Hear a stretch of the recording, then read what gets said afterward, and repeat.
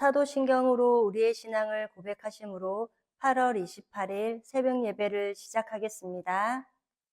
나는 전능하신 아버지 하나님 천지의 창조주를 믿습니다. 나는 그의 유일하신 아들 우리 주 예수 그리스도를 믿습니다. 그는 성령으로 잉태되어 동정녀 마리아에게서 나시고 본디오 빌라도에게 고난을 받아 십자가에 못 박혀 죽으시고 장사된 지 사흘 만에 죽은 자 가운데서 다시 살아나셨으며 하늘에 오르시어 전능하신 아버지 하나님 우편에 앉아 계시다가 거기로부터 살아있는 자와 죽은 자를 심판하러 오십니다. 나는 성령을 믿으며 거룩한 공교회와 성도의 교제와 죄를 용서받는 것과 몸의 부활과 영생을 믿습니다. 아멘. 다 함께 찬송가 413장을 찬송하시겠습니다.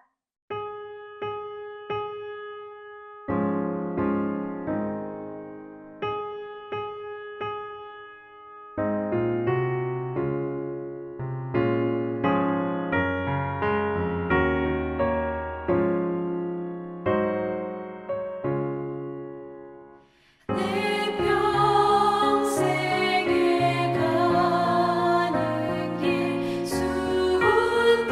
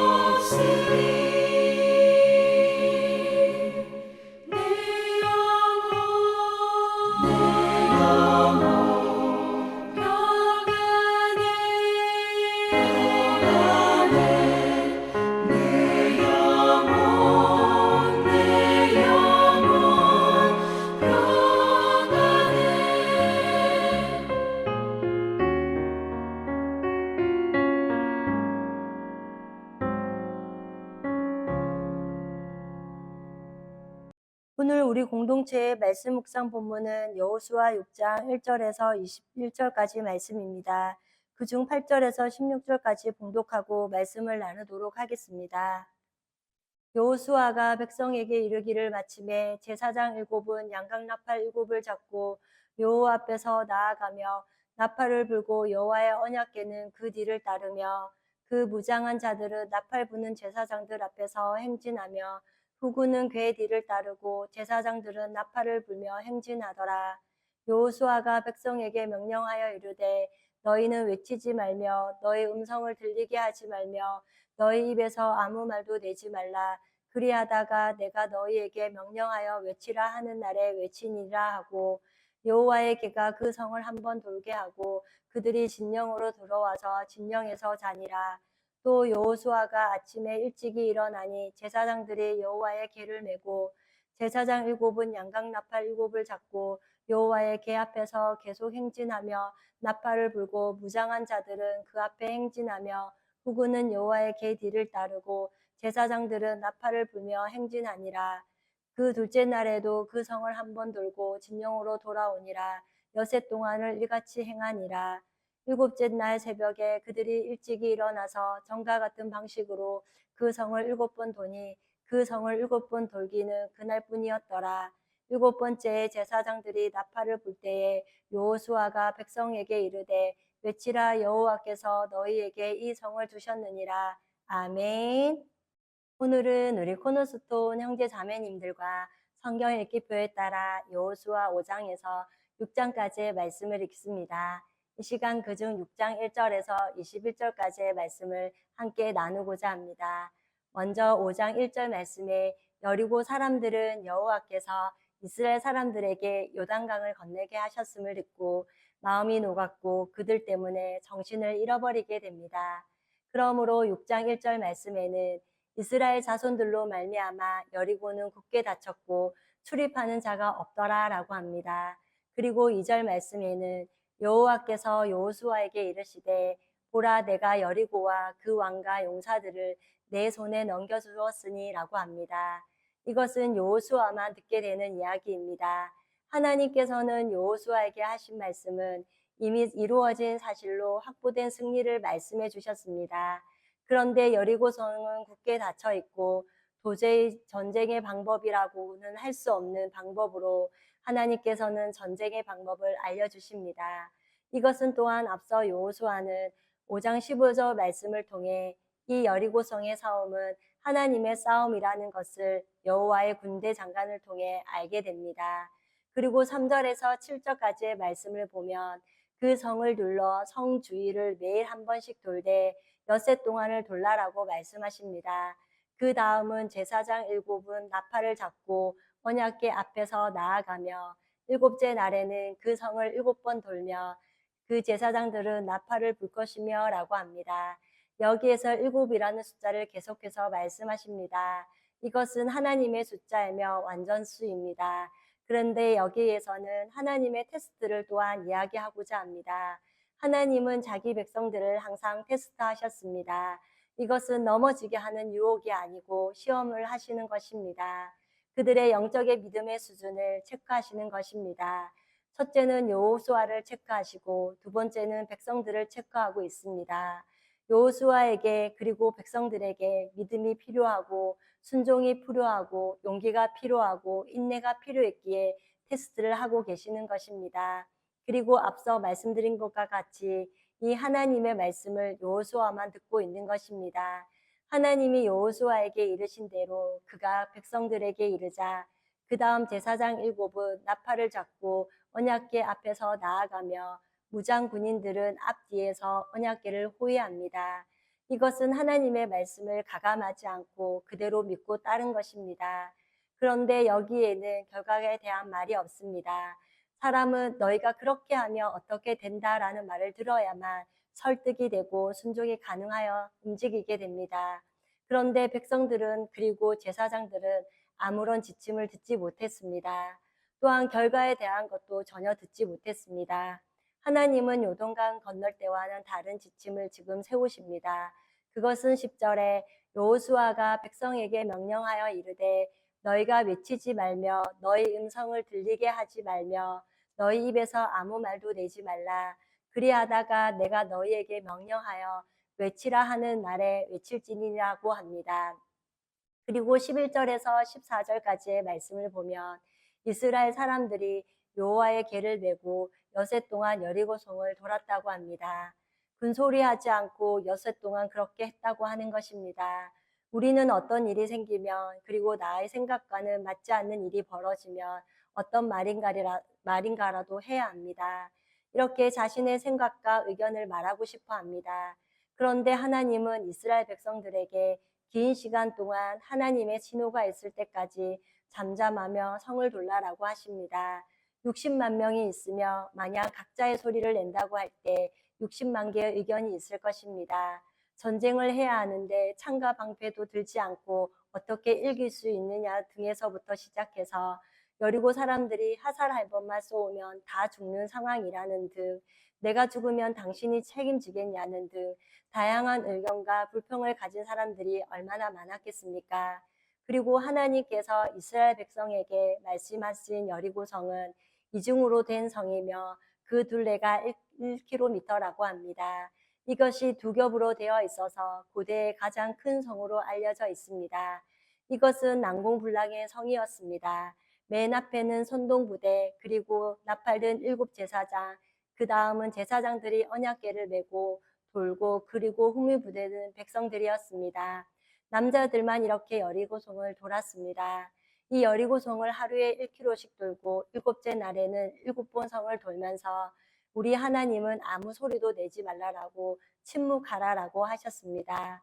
하나님에게는 난공불락이 없습니다.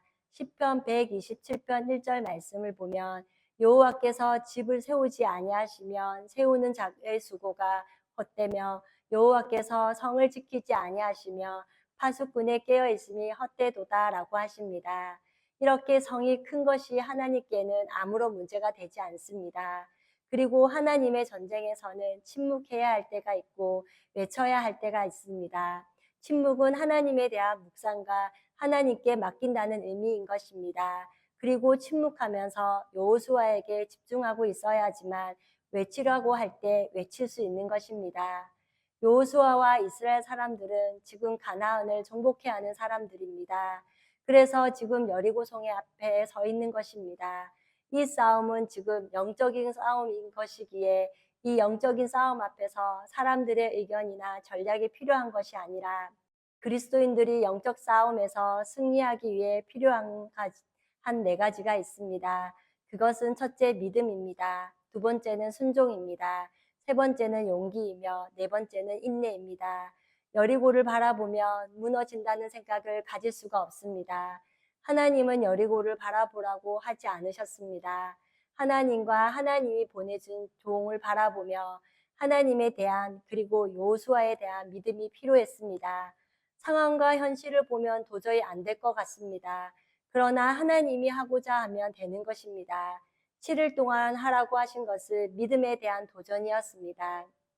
그리고 우리는 하나님께서 하라고 하시는 것에 대한 믿음의 용기를 가지고 하나님의 말씀에 충성되게 순종하며 되는 것입니다. 또한 끝까지 인내를 가지고 하는 것입니다. 15절에는 일곱째 날 새벽에 그들이 일찍이 일어나서 전과 같은 방식으로 그 성을 7번 도니 그 성을 7번 돌기는 그날뿐이었더라라고 합니다. 여기에서 새벽에 그들이 일찍이 일어나서 전과 같은 방식으로라는 말씀을 보면서 우리 삶의 모든 승리는 여호와의 언약궤 앞에서 여전한 방식으로 7번 돌 때 이루어지는 것입니다. 우리는 우리 주님이 공중으로 다시 오실 때까지 이렇게 여전한 방식으로 살면 되는 것입니다. 이것은 여전한 방식으로 하나님께 잘 예배드리고 여전한 방식으로 말씀을 배우고 여전한 방식으로 말씀을 굳게 붙들고 사는 것이 거듭난 성도의 삶일 것입니다. 그리고 있으면 드디어 우리 주님이 공중으로 오셔서 들림 받는 날, 즉 우리에게 7일째 날이 다가올 것입니다. 그리고 16절에 7번째 제사장들이 나팔을 불 때 여호수아가 백성에게 이르되 외치라 여호와께서 너희에게 이 성을 주셨느니라 라고 하십니다. 일곱째 날에는 7번을 돌아야 한다는 것을 백성들이 알지 못했습니다. 그리고 바로 즉각 함락이라는 소식이 들려야 하는데 그렇지 않아도 끝까지 인내했습니다. 그렇기에 이들은 기적의 증인이 될 수 있었던 것입니다. 그 다음 17절에 여리고가 무너져도 거기에서 전리품을 취하지 말고 온전히 바치라고 하십니다. 그 이유는 하나님께로부터 죄로 인해 저주받은 것을 하나님의 백성들이 취하지 말라는 것입니다. 그리고 구원의 통로가 되었던 나압의 가정은 살게 됩니다. 기생 나압과 그 집에 동거하는 자는 모두 살려주라. 이는 우리가 보낸 사자들을 그가 숨겨주었음이라라고 합니다. 같은 성 안에 있지만 하나님을 모르는 여리고 사람들과 약속을 받은 나압의 생각은 달랐던 것입니다. 우리도 세상 사람들과는 같은 세상에서 현재를 살아가지만 세상 사람들과 거듭난 사람들과는 세상을 보는 눈이 다르다는 것입니다. 이 땅에서의 삶은 잠시이기에 열심히 최선을 다해 살아가지만 그렇다고 세상을 사랑하지도 세상에 마음을 두고 사는 사람들이 아니라는 것입니다. 우리는 영원한 하나님 나라를 약속받은 사람들이기에 그것을 사모하며 주님의 날에 임하기를 간절히 소망하고 사는 하나님의 백성들이기에 세상을 보는 눈이 다른 신실한 하나님의 백성인 줄 믿습니다. 그리고 20절에서 21절 말씀을 보면 이렇게 여리고는 한순간에 무너졌습니다. 여리고가 무너지기 전까지는 여리고가 무너질 거라는 기미조차 보이지 않았습니다. 과연 저게 무너질 수 있을까 싶을 정도로 너무나도 엄청나고 성은 멀쩡하게 있었습니다. 그런데 무너지고자 하니까 한순간에 무너진 것입니다. 그리고 여리고 성을 하나님께서 무너뜨리실 때에 제된 모든 것들을 쓸어버리셨습니다. 난공불락의 일이 하나님의 방법대로 하나님께서 하라고 하시는 명령에 순종하여 마지막에 외치라고 할 때 그 한 번의 외침을 위해 엿새 동안의 인내와 순종이 필요했던 것입니다. 하나님은 우리 가운데 승리를 이루십니다. 이것이 사실이 되는 것을 확인하는 방법은 믿음입니다. 믿음은 마지막까지, 즉 끝까지 말씀하신 대로 의심하지 않고 순종함으로 상황과 환경에 불평하지 않고 하나님이 하라고 하시는 대로 침묵하며 인내할 때 우리 하나님이 우리 가운데 그 승리를 드러내실 줄 믿습니다. 우리 주님께서 이미 이루신 승리를 기억하면서 하나님이 이스라엘 향한 목표는 순종이었던 것처럼 우리도 이 아침 우리 코너스톤 형제 자매님과 저도 주어진 삶에 믿음의 순종이 있기를 간절히 소원합니다. 다 함께 찬송가 445장을 찬송하시겠습니다.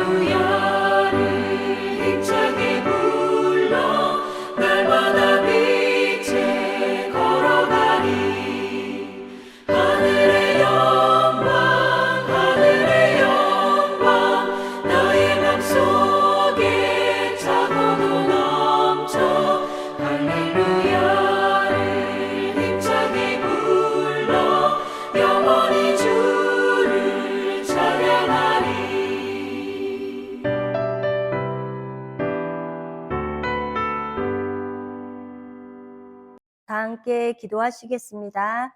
사랑의 하나님, 오늘도 새날을 허락하여 주시고 예배로 하루를 시작해 하시는 은혜를 감사드립니다. 오늘 함께 나눈 여호수아 말씀을 통해 우리의 삶에서 만나는 여리고성을 우리의 방법과 우리의 계산으로 싸우지 않게 하시고 또한 내 목소리와 내 주장으로 불평의 소리를 내지 않기 위하여 늘 바른 예배자가 되게 하시고 말씀에 마음을 두는 우리 코너스톤 성도님 모두가 되게 하옵소서.